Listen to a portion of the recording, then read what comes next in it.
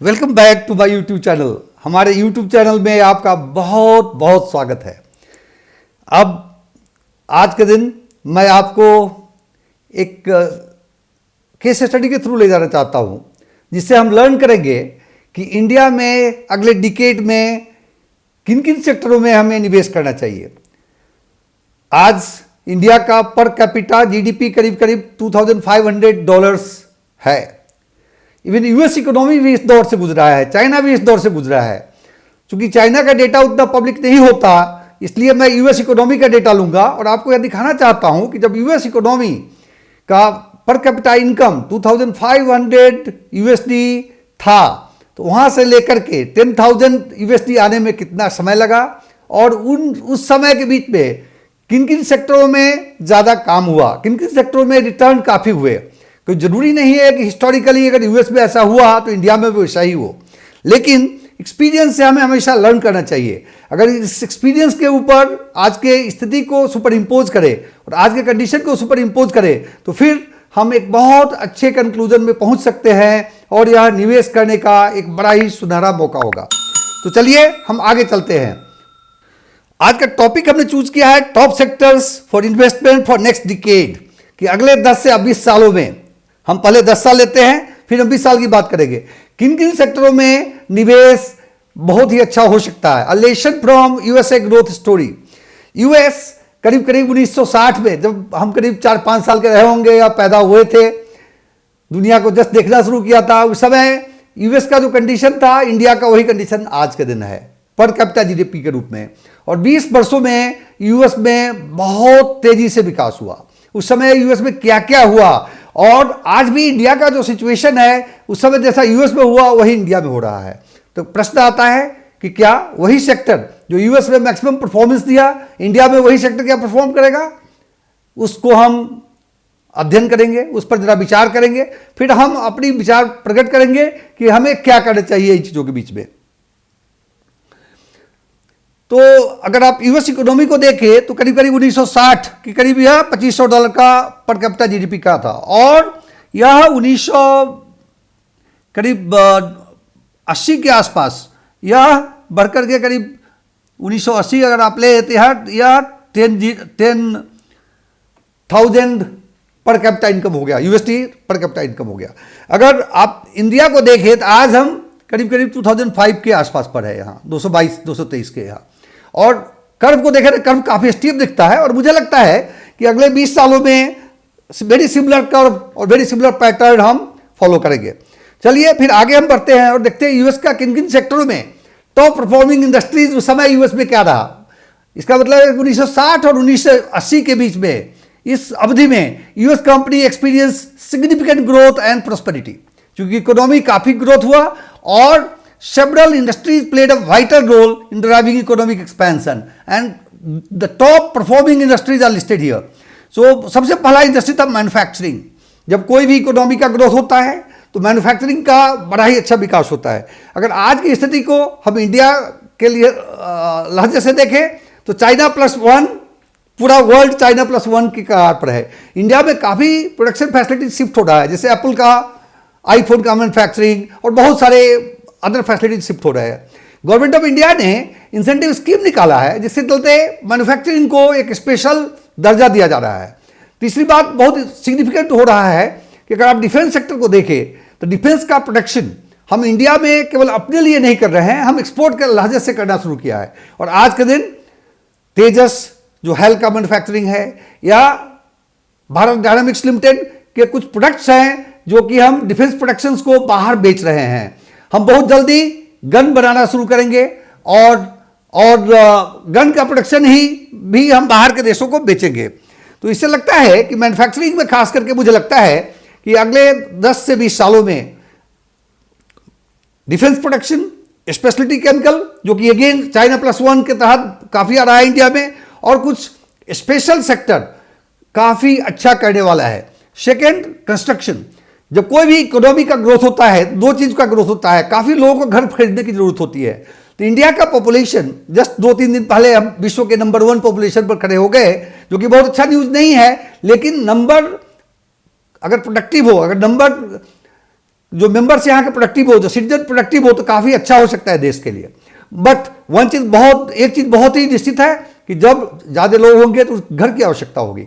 इसलिए economic houses and even luxurious houses, because जो mid sector के लोग हैं वो अपर सेक्टर की ओर मूव करेंगे, तो उस लहजे से इन दोनों सेक्टर में काफ़ी अच्छा ग्रोथ होने की संभावना है। और दूसरा सेक्टर है इंफ्रास्ट्रक्चर।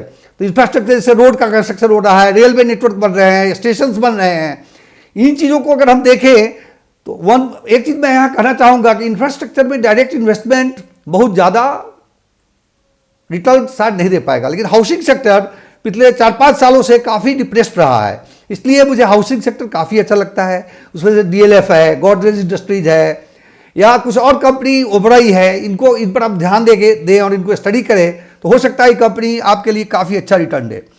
डिजिटल ट्रांसफॉर्मेशन, उस समय यूएस में टेक्नोलॉजी सेक्टर ने काफ़ी अच्छा किया था, IBM का ग्रोथ बहुत अच्छा रहा था 10 वर्षों में। इंडिया में जो सर्विस सेक्टर है, सर्विस सेक्टर अभी करीब करीब प्लेटू पर चल रहा है, लेकिन जो डिजिटल ट्रांसफॉर्मेशन है, जैसे हमने UPI का काम शुरू किया, नया अपना हमने रुपए क्रेडिट कार्ड लॉन्च किया, और बहुत सारी चीज़ हो रहे हैं, डिजिटल गवर्नेंस हो रहा है, उसमें काफ़ी प्रगति हुआ है और काफ़ी प्रगति बाकी है।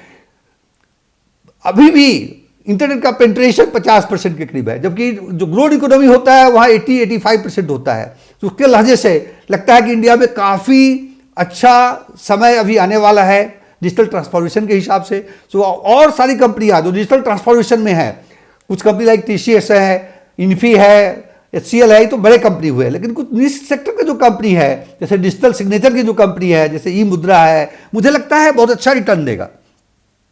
चौथा सेक्टर जो एनर्जी, जब इकोनॉमी बढ़ता है, कंजम्पशन बढ़ता है और बड़ एनर्जी की आवश्यकता होती है। आज का जो बदलता हुआ माहौल है उसमें conventional energy like producing electricity from coal और यूजिंग गैसोलीन और पेट्रोल और diesel for vehicles may not work out or may not be seeing the same performance which is saw during 60 to 80 in America, because उस समय क्या हो रहा था कि कन्वेंशनल एनर्जी ही एक सोर्स था।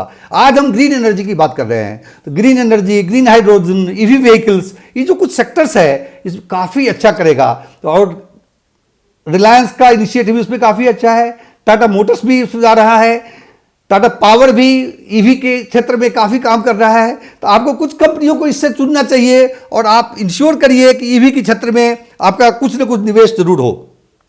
और जब इकोनॉमिक एक्टिविटी बढ़ता है उस समय फाइनेंस, और जब हम फाइनेंस की बात करते हैं तो बैंकिंग की बात कर रहे हैं। बैंकिंग में प्राइवेट बैंक्स बहुत अच्छा लगते हैं, से HDFC बैंक, हम इसके लिए अलग से वीडियो बना चुके हैं, और HDFC बैंक है, ICICI बैंक है, एक्सिस बैंक है, ये सब काफ़ी अच्छा करेगा। इसके अलावा जो नॉन NBFC है, जैसे बजाज फाइनेंस है, चोलामंडलम फाइनेंस है, और या कोई तीसरा छोटा फाइनेंस कंपनी पिकअप करे तो शायद आपका रिटर्न ज़्यादा होगा, लेकिन पिकअप करते समय बिजनेस का ग्रोथ, जो कि फाइनेंस सेक्टर अच्छा ग्रोथ देने वाला है, मैनेजमेंट का क्वालिटी बहुत ही इंपॉर्टेंट है, और उसके बिना मेरी सलाह होगी कि आप कभी निवेश न करें। और फाइनेंस के साथ साथ फाइनेंस एक बड़ा सेक्टर होता है, इंश्योरेंस का भी काफ़ी स्थान रहेगा, जिसमें HDFC life, SBI life, ICICI insurance company, इन कंपनियों में काफ़ी अच्छा ग्रोथ देखने को मिल सकता है।